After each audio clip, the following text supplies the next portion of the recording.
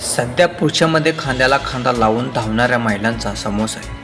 Career करण्याकडे महिलांचा कल अधिक आहे. त्यामुळे स्वतःचे लग्न अपत्य याकडे दुर्लक्ष होत आहे. उशिरा होणाऱ्या लग्नामुळे अपत्य होण्यात अनेक अडचणी असतात. काही प्रमाणात महिला यासाठी जबाबदार असल्या तरी पुरुषामधील देखील अंधत्वाचे असल्याचे दिसून येत आहे. महिलांचा विचार करता त्यांच्यामध्ये येणाऱ्या अंधत्वाची कारणे आणि त्यावर उपाय यावर विचार करण्याची गरज आहे. यासाठी आपल्याशी संवाद साधत आहे उमंग हॉस्पिटलच्या संचालिका डॉक्टर अश्विनी देशमुख यांच्याशी जाणून घेऊया. नमस्कार, मी डॉक्टर अश्विनी देशमुख, स्त्रीरोग व वंध्यत्व निवारण तज्ज्ञ आणि test tube baby specialist, Umang maternity and test tube baby centre, Shivajinagar, Sambhajinagar येथे मी संचालिका म्हणून कार्यरत आहे. गेल्या 3 वर्षांपासून आपलं उमंग टेस्ट ट्यूब बेबी सेंटर आपण शिवाजीनगर भागामध्ये, औरंगाबादमध्ये सुरू केलं आहे. आज आमचा 3रा वर्धापन दिन आहे आणि त्यानिमित्ताने आम्ही 2 दिवसीय शिबिर घेतलं होतं.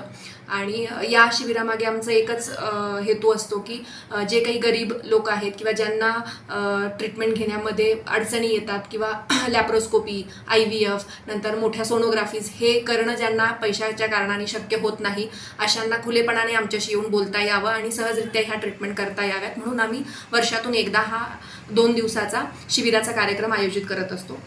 आता एक टेस्ट ट्यूब बेबी स्पेशलिस्ट म्हणून मला आज या निमित्ताने हे बोलायला आवडेल की सध्या तुम्ही पाहिलं असेल की टेस्ट ट्यूब बेबीबद्दल भरपूर चर्चा होतीये. बरेच जण IVF करतायत असंही तुम्ही ऐकलं असेल. आणि औरंगाबादमध्ये म्हणजे मराठवाड्यात औरंगाबाद सारख्या ठिकाणी सुद्धा जवळजवळ 20-22 सेंटर म्हणजे 20-22 IVF सेंटर सुरू झाले आहेत.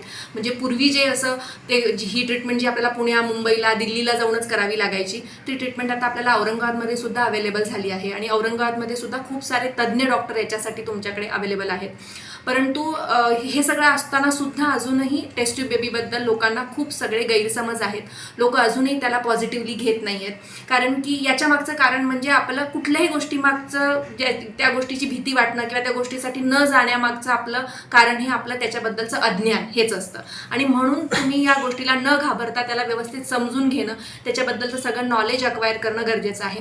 तर थोडक्यात मी सांगेल की टेस्ट ट्यूब बेबी ही प्रणाली अशा जोडप्यांसाठी आहे की ज्या महिलांना किंवा ज्या जोडप्याला जवळजवळ 10-15 वर्ष झाली आहेत लग्नाला आणि बऱ्याच ट्रीटमेंटमधून ते गेलेले आहेत. म्हणजे आधी गोळ्या औषधं घेणं, मग नंतर IUI सारखी ट्रीटमेंट करणं, लॅप्रोस्कोपीज करणं, असं सगळं होऊनही जर बाळ राहिलं होत नसेल तर 10-12 वर्षानंतर लग्नाच्या तुम्ही टेस्ट ट्यूब बेबीसाठी म्हणजे सहज गतीनं जायला पाहिजे. त्याच्यासाठी तुम्ही खूप विचार नाही करायला पाहिजे. दुसरं म्हणजे आता ज्या महिलांचं वय हे 32-35 पेक्षा जास्त आहे, पुरुषांमध्ये शुक्राणूंची संख्या अगदी नील आहे, 0 आहे, किंवा ज्यांना शारीरिक संबंध ठेवण्यामध्ये अडचणी आहेत, किंवा ज्या महिलांमध्ये दोन्ही गर्भनलिका बंद झाल्या आहेत, किंवा एंडोमेट्रियोसिस नावाचा मोठा आजार आहे, तर अशा गोष्टींमध्ये सुद्धा छोट्या मोठ्या ट्रीटमेंट काम करत नाहीत आणि तिथे तुम्हाला टेस्ट ट्यूब बेबीच करावं लागतं.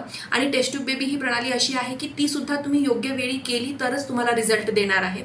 आणि त्यामुळे तुम्हाला तुमच्या डॉक्टरांनी ज्यावेळी या गोष्टीचा सल्ला दिला आहे त्यावेळेस तुम्ही ते करणं आवश्यक आहे.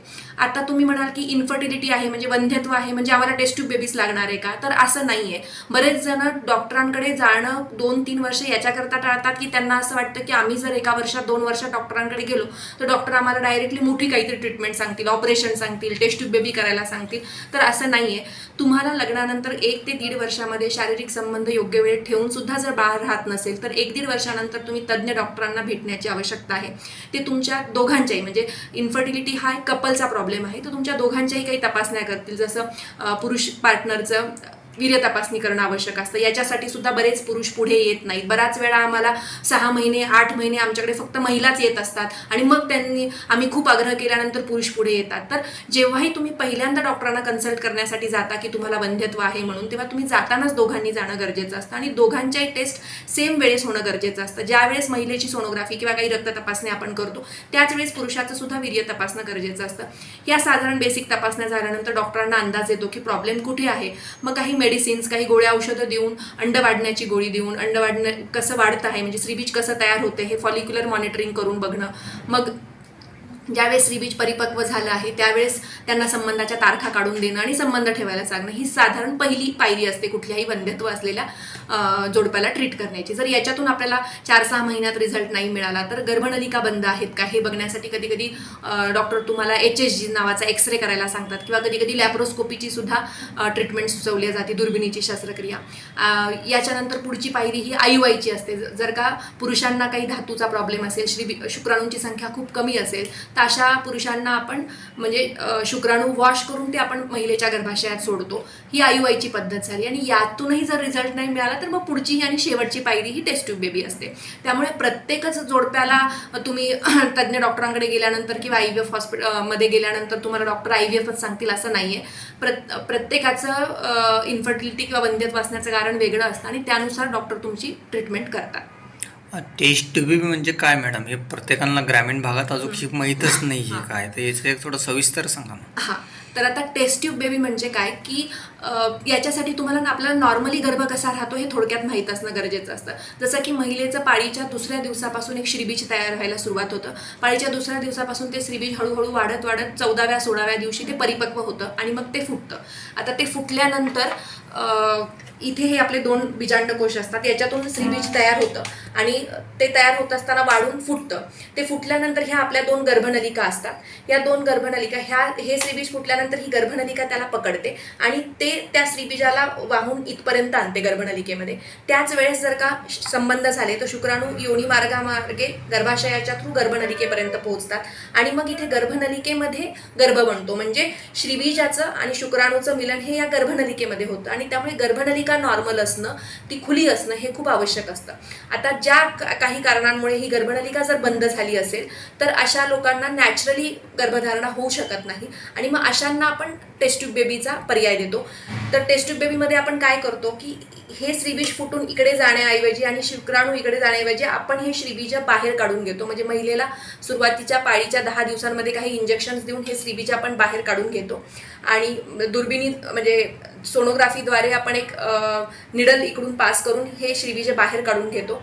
पेट्री डिशमध्ये घेऊन त्याच वेळेस मिस्टरांचे शुक्राणू घेऊन बाहेर दुर्बिणी मायक्रोस्कोपच्या खाली आपण गर्भ बनवतो आणि ते बनवलेले गर्भ 4 ते 5 दिवस आपण इन्क्युबेटरमध्ये वाढवण्यासाठी ठेवलेले असतात आणि मग ते श्रीबीज आपण शुक्राणू जे काही गर्भ असतात ते गर्भ आपण गर्भाशयाच्या अस्तरामध्ये पाळीच्या 15व्या-16व्या दिवशी अस्तर बनवून सोडतो. तर ही साधारण टेस्ट ट्यूब बेबीची प्रक्रिया आहे. म्हणजे याच्यामध्ये तुमचेच शुक्राणू आणि तुमचेच श्रीबीज वापरून आपण गर्भ बनवतो.